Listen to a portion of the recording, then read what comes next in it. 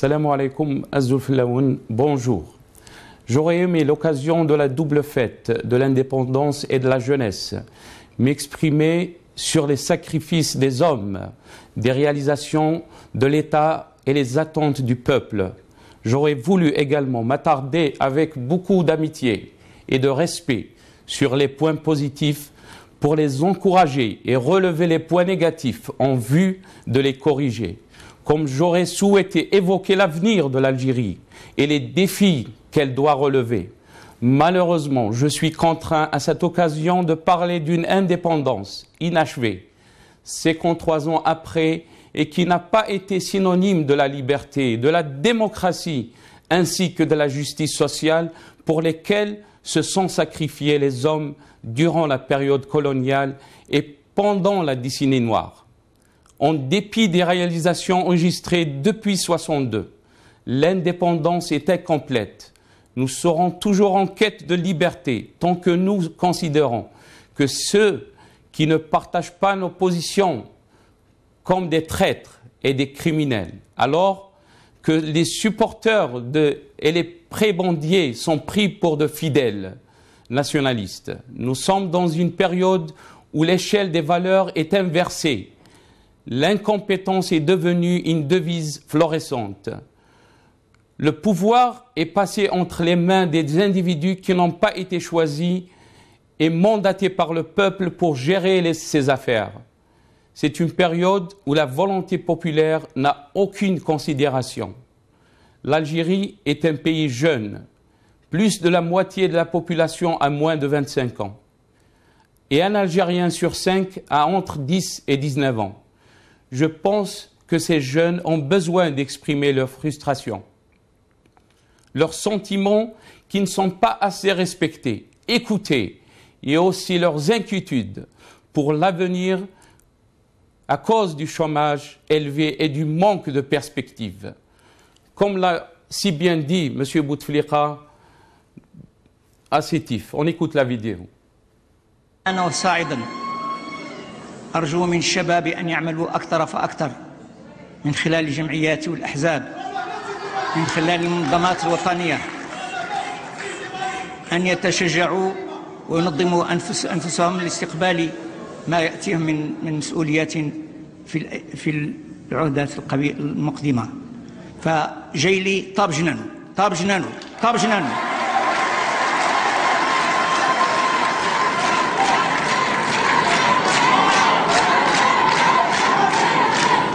50 سنة من بعد نعمل كل أكاليل الزهر والورود للشهداء والمجاهدين، لكن نقول بأن دورهم انتهى بالنسبة لتسيير البلاد. Malheureusement, 53 ans après, un jeune Algérien main dans les poches, il se balade sur le front de mer au-dessus du port d'Alger et marque des pauses pour fixer la Méditerranée qui s'étend vers l'infini. Je ne veux pas savoir ce que Dieu a prévu pour moi. J'espère seulement qu'il m'enverra de l'autre côté. Soupire le jeune Algérien. D'une voix lasse, l'autre côté, c'est le sud de l'Europe. Le recouvrement de l'indépendance n'a pas été accompagné par un développement économique et une prospérité pour le peuple. Il s'est transformé en un néocolonialisme exercé par une poignée d'individus sur l'Algérie, en s'accaparant de tous les pouvoirs, en contrôlant les gens et en exploitant les richesses du pays. Des richesses dont ils disposent comme une propriété privée qu'ils dilapident sans contrôle et sans rendre compte à personne. En outre, ils distribuent une partie de ce gain pour acheter le silence de nos enfants et prolonger leur mainmise sur le pouvoir. Nous avons un sentiment de honte lorsqu'on entend et on voit ce qui se passe chez nous, comparé aux changements et au développement que connaissent d'autres pays et sociétés. Nous craignons aussi pour notre pays et pour l'avenir de nos enfants quand on observe ce qui se passe dans d'autres pays qui ne patauchent pas dans les troubles et des guerres.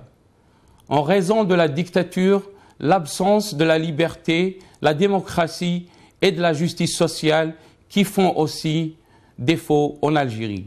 En effet, la fête de l'indépendance et du recouvrement de la souveraineté nationale est devenue une occasion qui aggrave notre désillusion, car cette patrie n'est pas celle dont rêvaient les martyrs et les moudjahidines, une patrie qui accueillera tout le monde sans haine, sans exclusion ou accusation de traîtrise, un pays où nous pouvons vivre en toute liberté et indépendance.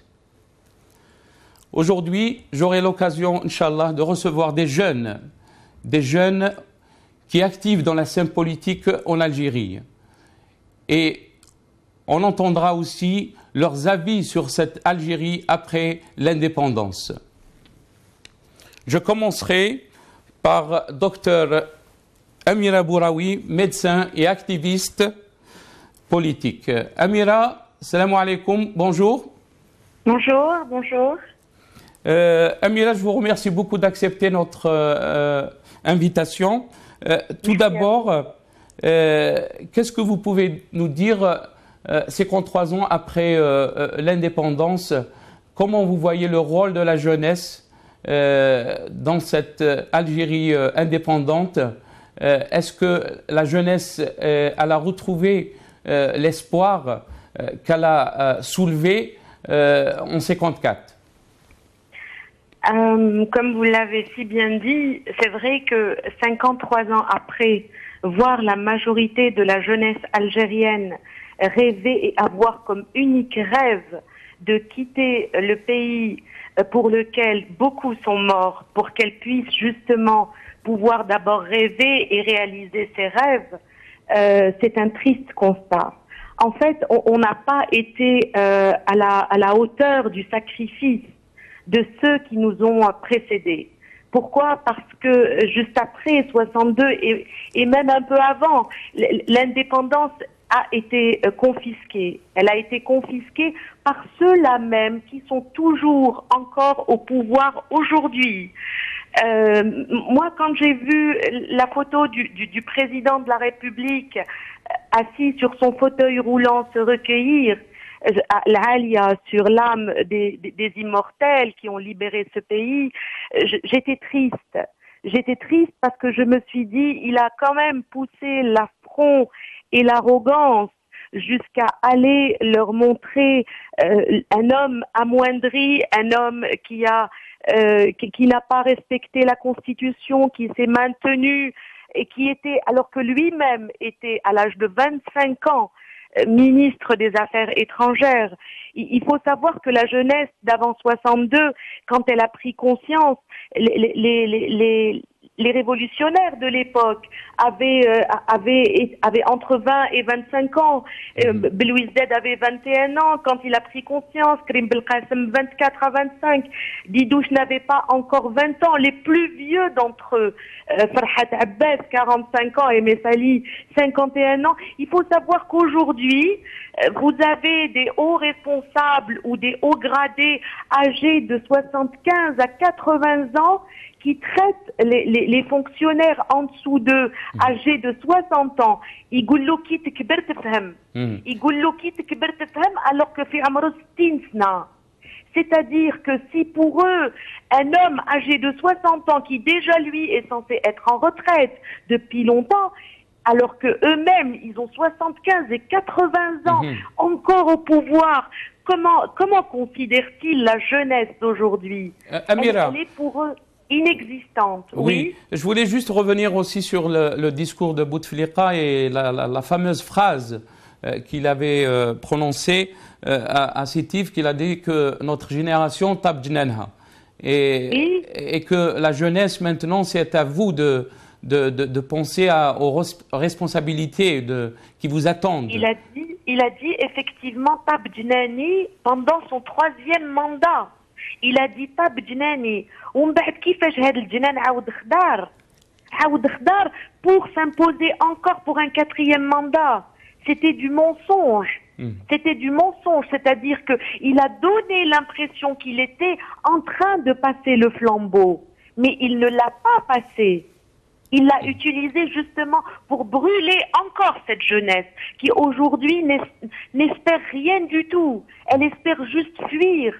La jeunesse dans les pays qui sont debout, dans les nations fortes, à 20 ans, il se dit que je vais travailler, j'aurai un travail, dans quelques années, je pourrai avoir un logement, ou alors il peut déjà louer, le jeune de 20, 25 ans aujourd'hui demande encore 50 dinars à sa mère qui fait le ménage pour pouvoir se payer un café, ou alors il se jette dans la drogue, ou dans l'alcool, ou dans le banditisme.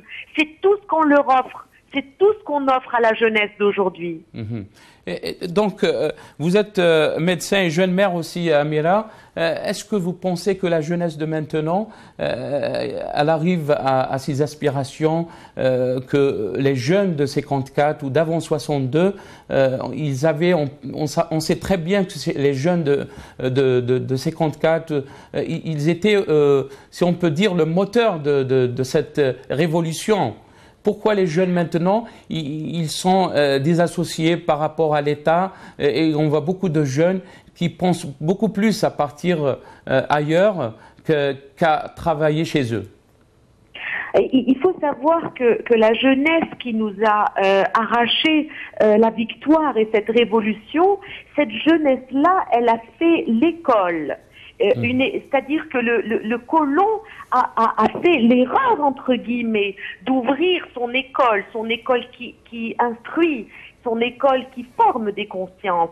Il faut savoir que ces jeunes-là, la majorité, étaient instruites. Belouizdad, Karim, Ben Boulaïd, Hadounas, Qaraou, ils ont étudié. Je pense que le moins instruit d'entre eux était Ben Bella. Et c'est là que la confiscation a eu lieu. C'est-à-dire que ce sont les moins brillants d'entre eux qui ont volé par la violence cette indépendance-là. Et ils ont continué comme ça à mettre en avant la médiocrité, la désinformation, la violence.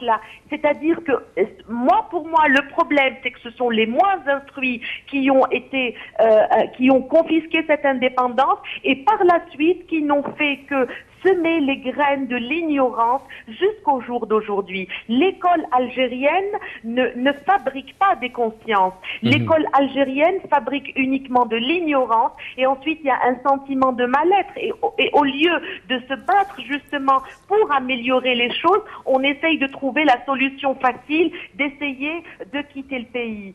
Et les consciences aussi qui n'arrivent pas à se retrouver avec l'état actuel. Ils ont beau se battre à un moment, ils baissent les bras et aussi ont envie de partir. Il faut savoir que sous l'ère Bouteflika, il y a eu davantage de migrants vers l'Europe qu'il n'y en a eu pendant la décennie noire où les gens espéraient encore que les choses s'arrangent parce qu'il y avait encore des consciences fruits d'une instruction d'avant l'indépendance. Amira, comment exprimer ce phénomène quand vous avez dit que sous l'ère de Bouteflika, il y a beaucoup de jeunes qui sont partis alors que on nous dit tout le temps que la période de Bouteflika, alhamdoulilah, on a eu quand même beaucoup d'investissements, beaucoup d'argent qui est rentré.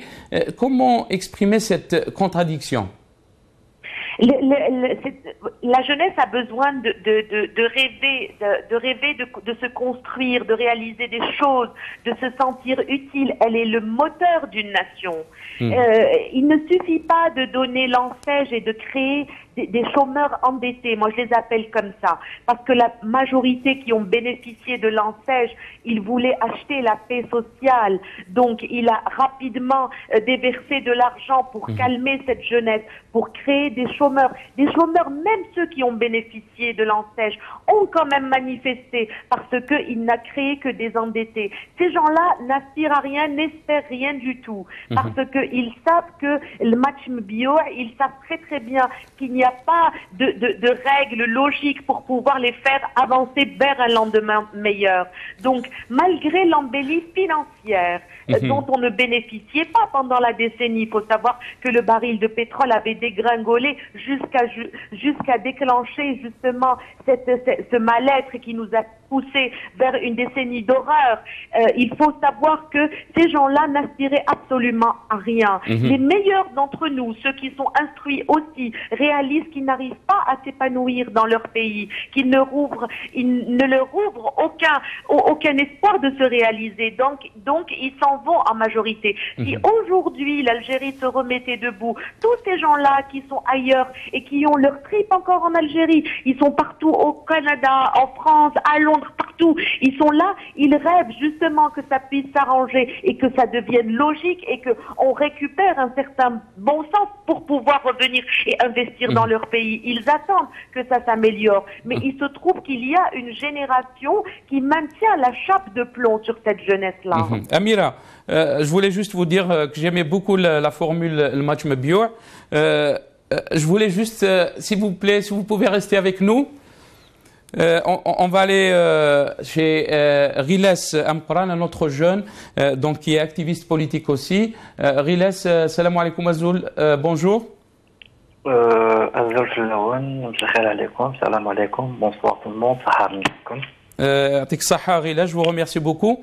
Riles, vous êtes jeune aussi, comme je l'avais dit, vous êtes activiste politique. Comment vous voyez l'Algérie de l'après-indépendance, donc 53 ans après, en fait, la jeunesse algérienne, est-ce que vous pensez que le jeune Algérien maintenant est épanoui, il arrive à voir que le rêve de ces jeunes qui ont donné leur vie en 54 ou avant 62 est réalisé? D'abord, je vous remercie pour cette invitation et d'avoir pensé aux jeunes Algériens pour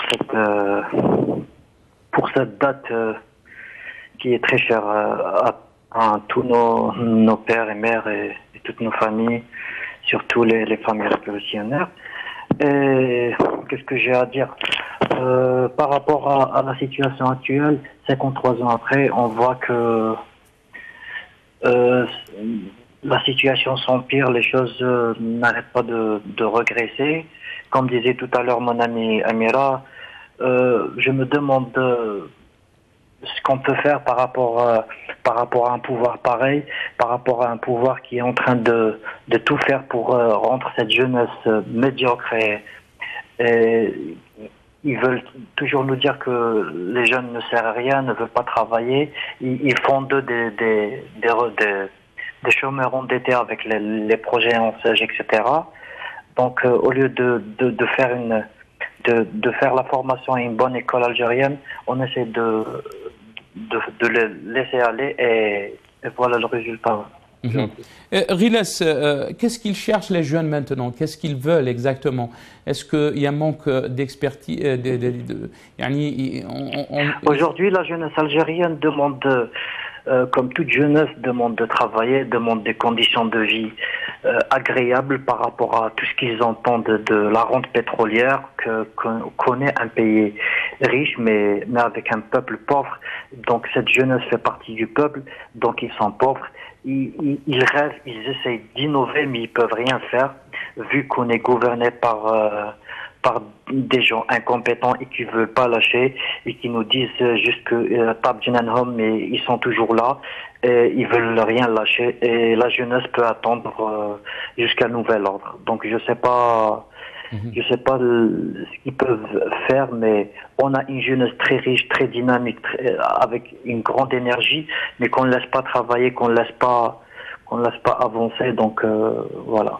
Est-ce que vous pensez aussi, Riles, qu'elle n'a pas un sens de responsabilité? On sait très bien que, comme l'avait dit Amira Bouraoui, que ces jeunes qui ont pris l'initiative de faire partir de cette révolution d'indépendance, ils ont pris l'initiative, ils étaient courageux. Est-ce que vous pensez que les jeunes de maintenant ont un manque d'initiative de ce genre? C'est pas un manque d'initiative, mais peut-être c'est plus qu'ils sont un tout petit peu mal informés ou autres. Mais il faut savoir que la terre qui a donné naissance à Ben Mehdi et Zabana et Abban et Krim et Hassiba Rabbi Rahmahum Kamel donnera aussi vie à des gens il y a des militants qui vont tout faire pour sortir le pays de cette situation. Parce qu'on doit pas, on doit toujours penser 53 ans après, et on doit le dire que notre indépendance a été confisquée par le clan de Oujda, qui était sur les terrasses des cafés à Oujda, et ont profité des sacrifices des vrais moudjahidines qui sont morts, et Rabbi yarham shuhada. Inch'Allah. Rilas, restez avec nous. Amira Bouraoui, vous êtes avec nous? Oui, je suis là. Qu'est-ce que vous pouvez nous dire sur ce que vous avez entendu par Rilas Mouqaran? C'est un jeune activiste. Qu'est-ce que vous pouvez nous dire? Je suis d'accord avec lui. Oui, il est assez jeune et il côtoie plein d'amis à lui. Et puis bon, c'est davantage un sentiment de désespoir. La jeunesse est désabusée. Ce régime-là n'arrive pas à insuffler en elle justement l'envie d'aller de l'avant, et surtout ne lui crée pas les conditions nécessaires pour pouvoir le faire. Il faut savoir, il faut l'armer, cette jeunesse. L'armer non seulement de savoir, l'armer, la mettre sur des couloirs pour qu'elle puisse réussir. Il ne suffit pas de lui dire oui, on est content, vous êtes là, on vous a acheté la paix, il faut que vous soyez content, on a des autoroutes, et puis allez-y, tournez en rond dans les centaines de ronds-points qu'on a construits. Non, une jeunesse, elle ne reste pas uniquement de tourner en rond, elle rêve au contraire de participer à l'essor de la nation algérienne, de se sentir utile, d'avoir la possibilité de vivre correctement, d'avoir la possibilité non pas d'attendre que le social ou que le couffin de Ramadan lui vienne en aide, mais de pouvoir sentir cette dignité-là, de pouvoir apporter quelque chose à la nation et non pas attendre. En fait, ils ont créé une sorte de jeunesse parasite et qui attend que l'État puisse faire quelque chose pour elle. Et ça pousse une jeunesse à la dépression parce qu'elle se sent, elle a l'âge justement de réaliser tous les défis, elle a l'âge de faire avancer un pays, et on lui dit attends, tu vas avoir droit à un logement LSP, tu vas avoir droit à l'ANSES, tu vas avoir droit sans lui donner les moyens nécessaires. Il ne suffit pas de donner 1 milliard à un jeune et lui dire allez vas-y, alors que à la base on ne l'a pas formé, il n'a eu aucune formation. Il faut savoir aussi que l'école algérienne, pour tout ce qui est déperdition, déjà que ceux qui arrivent à décrocher leur bac n'ont pas vraiment d'avenir clairement tracé. Il faut savoir aussi que l'école, il y a une déperdition monstre au niveau du lycée et qu'elle ne rentre pas en contact avec la formation professionnelle. Ces enfants-là ne sont pas récupérés au niveau de la formation professionnelle. On s'en rend compte, nous, dans la vie de tous les jours. Quand vous cherchez un plombier, un maçon, un artisan, un peintre, vous n'arrivez pas à trouver ça parce qu'ils ne forment pas.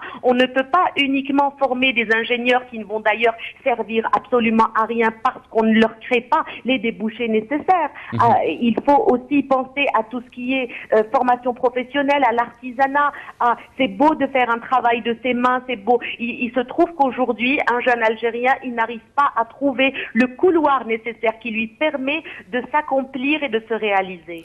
Amira, est-ce que vous pensez que, vous avez parlé aussi de la médiocrité, est-ce que vous pensez que l'Algérie, on est dans l'ère de la médiocrité, et que j'aime beaucoup, il y a un dire qui dit qu'il n'y a pas plus pire que la science quand elle prend la parole, il n'y a pas plus pire quand l'ignorance prend la parole et se farde de la science?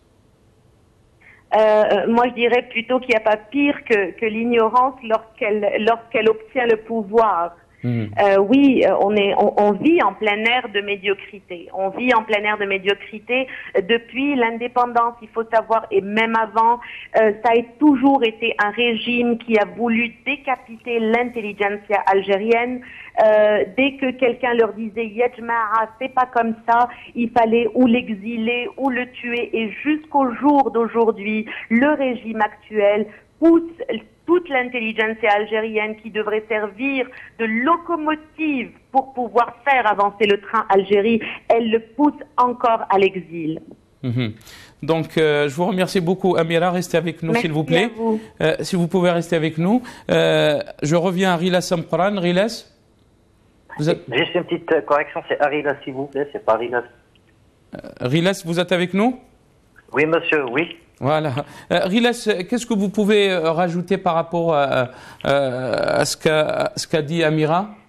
Ce que je peux rajouter par rapport à ce que disait mon ami Amira par rapport à la jeunesse, c'est que c'est vrai, on doit les armer de savoir et moi je pense aussi qu'on doit canaliser cette jeunesse, cette énergie et que les jeunes d'aujourd'hui doivent s'organiser, doivent se mettre en avant, s'appliquer dans des associations, adhérer à des idées, adhérer à des partis politiques où ils se voient, dire leurs mots. C'est par rapport à tout ça qu'on doit aider cette jeunesse d'aujourd'hui, parce que si les jeunes ne s'impliquent pas comme disait mon ami, ben on va pas s'en sortir, parce que s'ils restent dans des cafés et dans nos quartiers à dire ce qu'ils pensent, on va jamais arriver à pousser ce pouvoir, plutôt, excusez-moi, ce pouvoir vers pour les faire sortir. Donc ce que les jeunes doivent faire, c'est s'organiser et comme ça un jour on s'en sortira avec cette jeunesse, comme la jeunesse de 54 a réussi à faire sortir la colonie française. Nos jeunes aussi peuvent faire preuve et prendre l'initiative et faire sortir le pays de cette dépendance et de ces problèmes actuels. Mais Riles, sur le terrain, quand on voit par exemple les jeunes, ils ont délaissé la politique, ils disent qu'ils sont tous les mêmes, et que il y a beaucoup de mensonges dans la politique. Ils ont été déçus. Oui, c'est normal. Excusez-moi, c'est normal à écouter les dires des pro-pouvoirs et du pouvoir lui-même, dire que tous les hommes politiques sont pareils, tous les partis sont pareils, on est tous pareils. C'est pas le cas.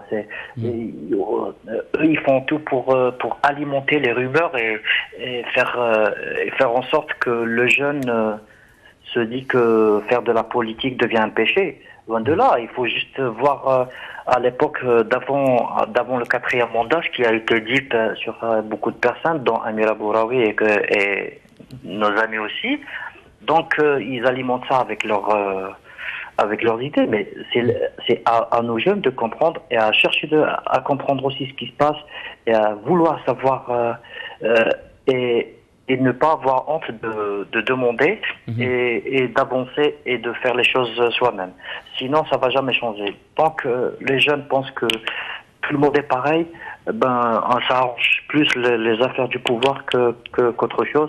Aujourd'hui, il y a une opposition, il y a des partis politiques opposants, il y a des mouvements associatifs, il y a des mouvements opposants, il y a des associations, alors que tout le monde se donne un peu de temps pour aider ce pays pour s'en sortir. Je vous remercie beaucoup pour votre participation, jeune Algérien activiste politique. J'ai le plaisir d'accueillir Abdelhafid Hassan, un autre jeune Algérien.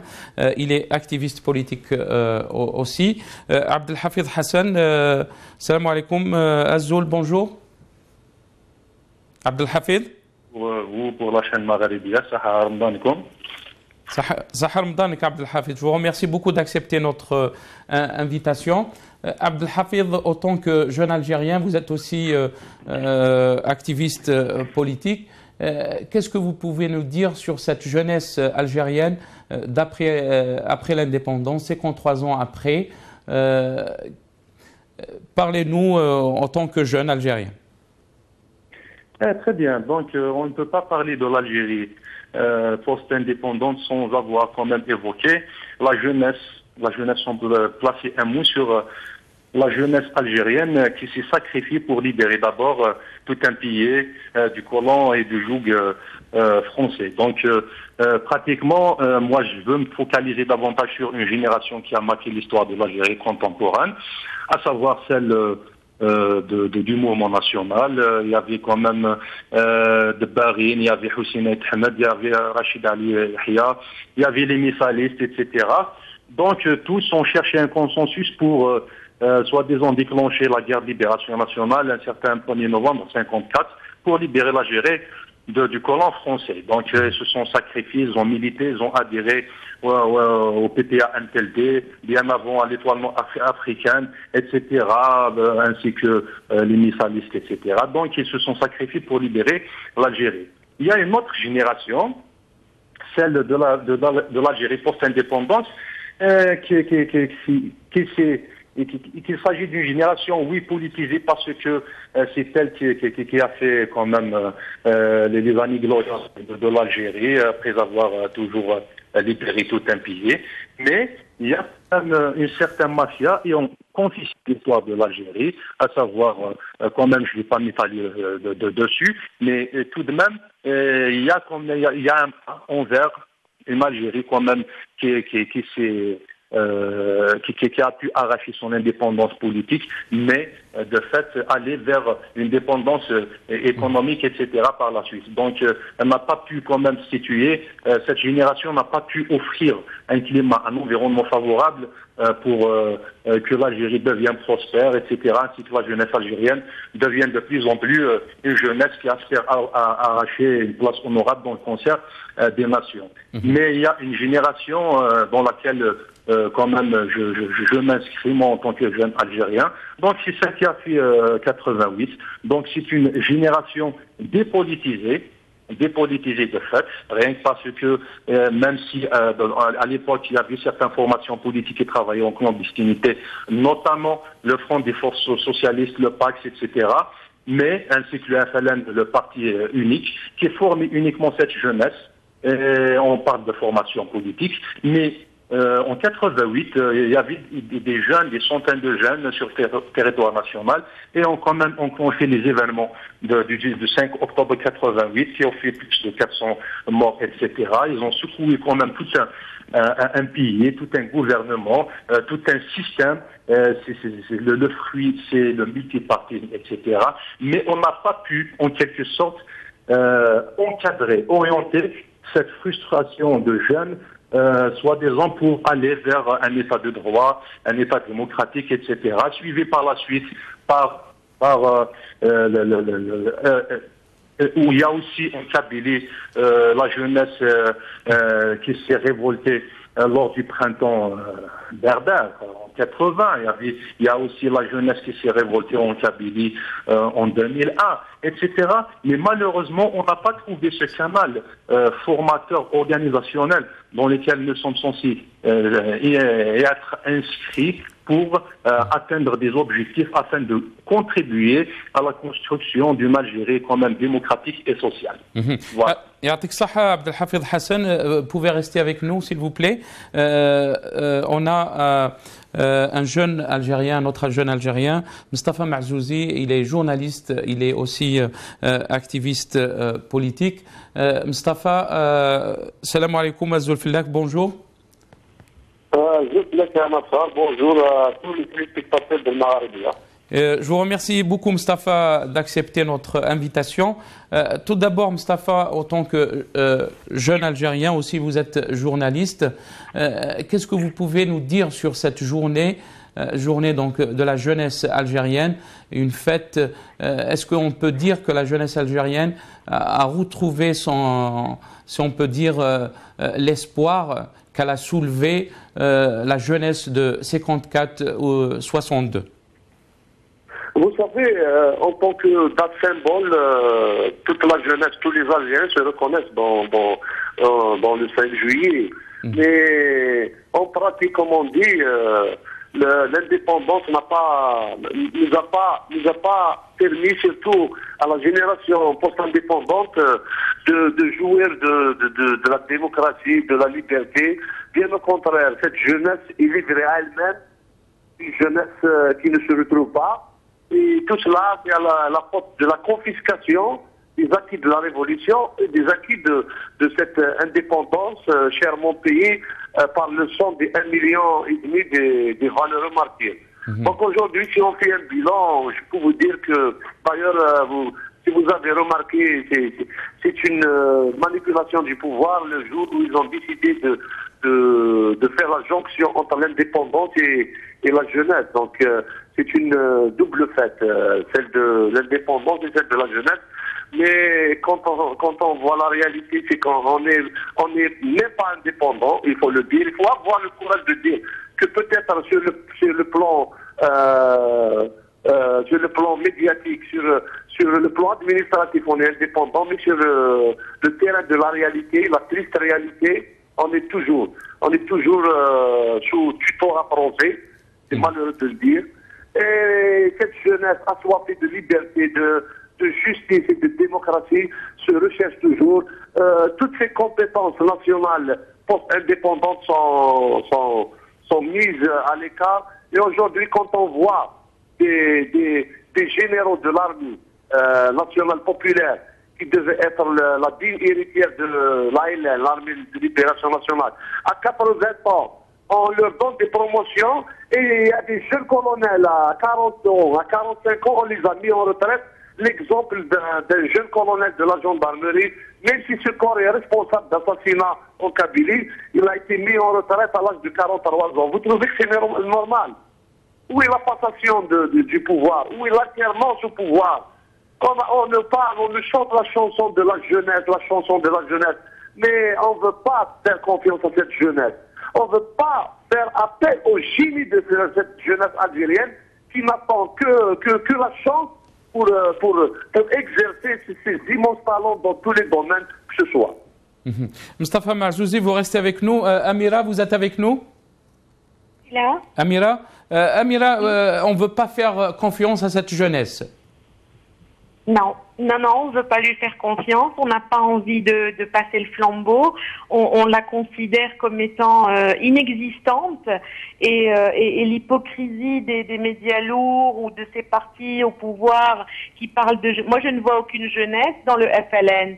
Je vois des vieux dinosaures qui se sont accaparés le pays, qui se sont accaparés un sigle qui devrait appartenir à l'histoire algérienne et qui l'utilisent pour dire nous l'avons libérée, elle est à nous l'Algérie. L'Algérie ne leur appartient pas, elle nous appartient même pas à nous en tant que jeunesse.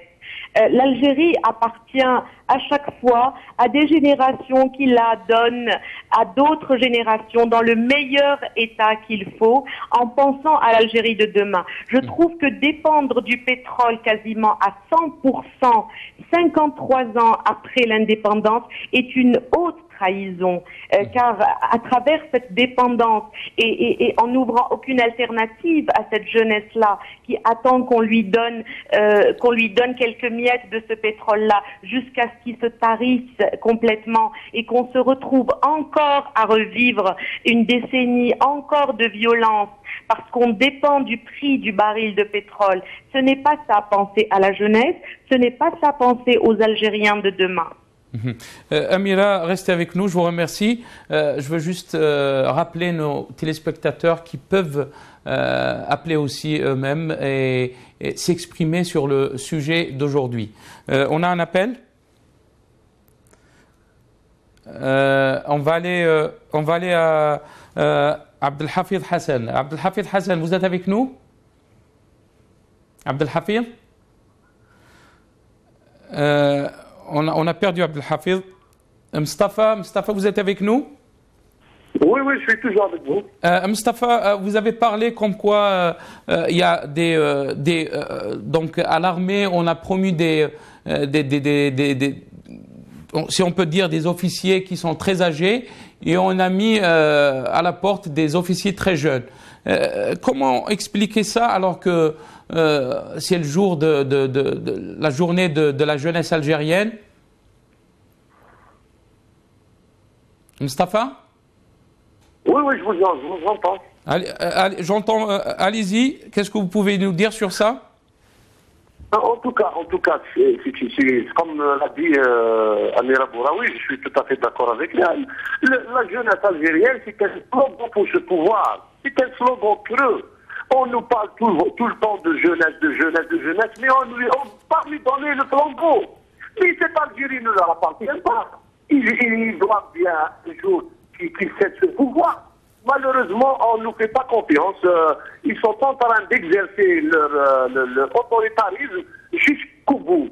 Quand vous avez un chef d'état-major qui a 83 ans, quand vous avez un président qui n'a pas ses facultés mentales et physiques et qui dépasse les 78 ans et qui ne veut pas lâcher, il l'a bien dit dans son discours haineux à l'occasion du 5 juillet, il a insulté toute l'opposition en disant que cette opposition que je respecte doit attendre les rendez-vous électoraux, comme si durant les élections il y a un libre choix. Donc aujourd'hui, il faut réinventer. Je pense que nous, les jeunes, devons nous organiser. On ne doit pas attendre à ce que ce pouvoir parte. On doit l'aider à partir. Parce que nous avons un devoir patriotique à jouer, nous, la jeunesse post-indépendante. Ce devoir que nous devons accomplir aujourd'hui, c'est de provoquer un changement radical. Parce que ce système corrompu, corrupteur, n'a pas l'intention, en tout cas, Bouteflika l'a bien affiché, de céder le pouvoir advient que pourra. Donc aujourd'hui, on prévenait que si nous, en tant que masse juvénile, ou même toutes les autres couches de la société ne s'organisent pas pour mettre un terme à cette hégémonie, pour mettre un terme à cette dictature successive depuis 62, parce que nous n'avons jamais vécu une démocratie, malgré que chaque fois dans les constitutions, les différentes constitutions, on nous chante la chanson de la souveraineté populaire, on nous chante la chanson de la jeunesse, on nous chante la chanson des droits, on nous chante la chanson des libertés, mais sur le terrain de réalité, l'Algérie finalement ne ressemble plus que jamais aux républiques bananières, ressemble plus que jamais aux autres dictatures. Mustafa, je vous remercie. Est-ce que vous pouvez rester avec nous, s'il vous plaît? On a des appels. Premier appel, Nabil de London. Nabil? Salam alaikum wa sahar ramadankum. Alaykoum salam wa rahmatullah. Sahar ramadan, Nabil. J'aimerais bien éclairer quelques points. C'est-à-dire, je travaille avec des jeunes ici en Angleterre qui viennent de l'Algérie, qui sont, c'est-à-dire, illégales aussi ici à Londres. Mais ce que j'ai remarqué, c'est-à-dire la majorité des jeunes qui parlent. Bon, d'abord, c'est-à-dire les jeunes d'hier.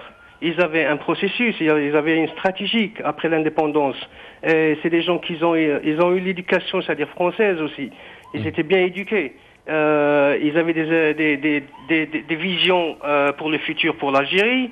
Mais ce qui s'est passé après 62, disons jusqu'à les années 80, les transactions, c'est-à-dire qu'ils ont été faites par l'ancienne génération et à la nouvelle génération, il y avait beaucoup des erreurs, il y avait beaucoup les transactions n'ont pas été faites justes, et c'est pour cela qu'on a maintenant la génération de maintenant, c'est-à-dire d'aujourd'hui, l'Algérie de nouvelle, que psychologiquement, c'est-à-dire la pensée, elle a été changée, la pensée d'un jeune algérien de maintenant, elle a été radiquée, c'est-à-dire c'est pas le futur de l'Algérie, mais c'est plus, c'est-à-dire de se concentrer dans une cause d'un autre pays comme le Palestin, c'est-à-dire si tu parles avec un jeune de maintenant, tu touches sur le problème palestinien, eh ben il est plus motivé, il a plus d'énergie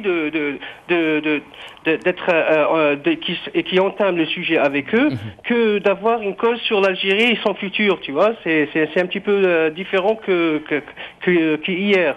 Et même les jeunes d'aujourd'hui, quand je leur parle, c'est-à-dire ici à Londres, ils disent que la majorité, leurs idées, c'est différent. Ils sacrifient de venir ici et de souffrir.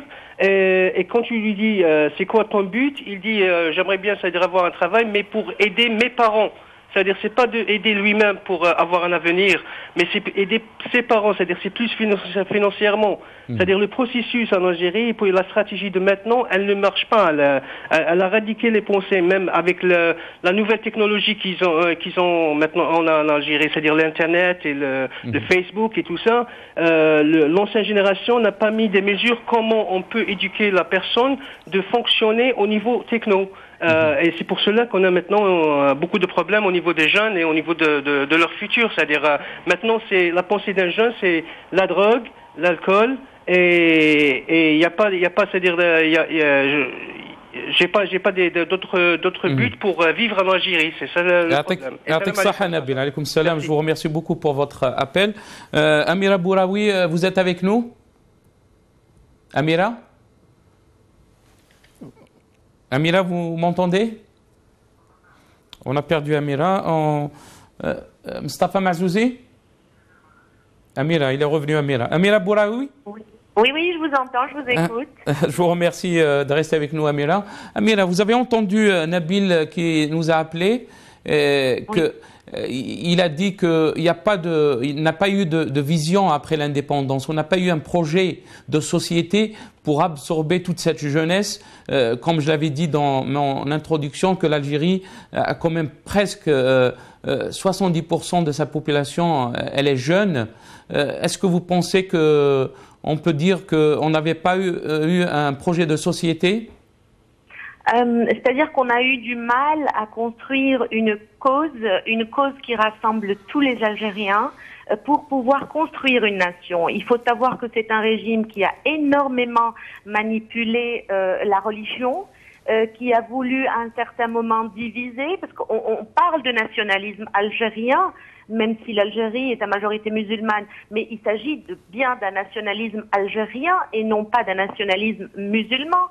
Et le régime a fait aussi en sorte d'entretenir une sorte d'antagonisme entre Kabyles, entre non-Kabyles. C'est-à-dire, il a presque utilisé les procédés du colonialisme pour pouvoir à chaque fois diviser et ne pas laisser ce peuple se reconnaître dans la cause algérienne. Parce que la cause, c'est quand même de construire une nation forte. On a la chance d'avoir un pays qui est la perle de la Méditerranée. On n'a aucune raison d'échouer. Mais on a un régime qui ne veut pas partir, qui ne veut pas lâcher prise, qui malgré son âge très avancé et malgré tous les échecs qu'il a pu nous imposer, ne veut pas s'en aller et continue encore de la même manière à désinformer, à diffamer. Dès que quelqu'un s'oppose, on va soit l'attaquer en lui disant non, tu n'es pas assez musulman, non, tu n'es pas assez ceci, non, t'as hizb de France, non, c'est-à-dire on essaye de l'écarter pour pouvoir continuer à se déployer avec toute sa médiocrité. Yatik Saha, Dr Amira Bouraoui, je vous remercie beaucoup pour votre participation dans cette émission au Sahaf Tourak. Mustafa, vous êtes avec nous? Oui, je vous entends. Mustafa, vous avez le mot de la fin. Qu'est-ce que vous pouvez nous dire sur ce qu'il a dit, Nabil de London, qui nous a appelés? Moi, je préfère remonter le temps pour dire à ceux qui se sont sacrifiés pour cette Algérie. Il y a eu quand même des acquis, il ne faut pas l'oublier. Une chose est sûre, en 62, c'est le début de la confiscation de notre indépendance. D'ailleurs, je me réfère toujours à la fameuse phrase de Saad Mohamed Arab, qui a dit, les martyrs qui n'ont rien vu, il avait dit ce qui allait se passer en Algérie. Aujourd'hui, 53 ans après notre indépendance acquise au prix du sang, la situation pour les Algériens en général est chaotique. On nous a volé non seulement les richesses, on nous a volé non seulement le pouvoir, on nous a volé toute l'Algérie. Le groupe de Oujda aujourd'hui qui règne sur le pouvoir n'a aucune intention de servir son peuple. Bien au contraire, il s'impose par des méthodes diaboliques, par la fraude électorale, par la répression des libertés. Et aujourd'hui, je lance un appel à cette jeunesse assoiffée de liberté, de justice et de démocratie, de prendre son destin entre les mains. Parce qu'il faut réinventer un autre 1er novembre. Parce que nous avons affaire à un néocolonialisme. Nous avons vaincu la France, mais nous n'avons pas vaincu le pouvoir de Bouteflika. Je vous remercie beaucoup, Mustafa Yatik Saha. Chers téléspectateurs, on est arrivé à la fin de l'émission. Je voudrais remercier tous ceux qui ont participé dans cette émission. Je voudrais aussi passer, si je peux dire, un message à tous les jeunes Algériens. Je le dis, je leur souhaite une très bonne fête. Inch'Allah, ya'tikum saha ou sahaf turkum. Je vous dis à la prochaine, Inch'Allah. Ala khair.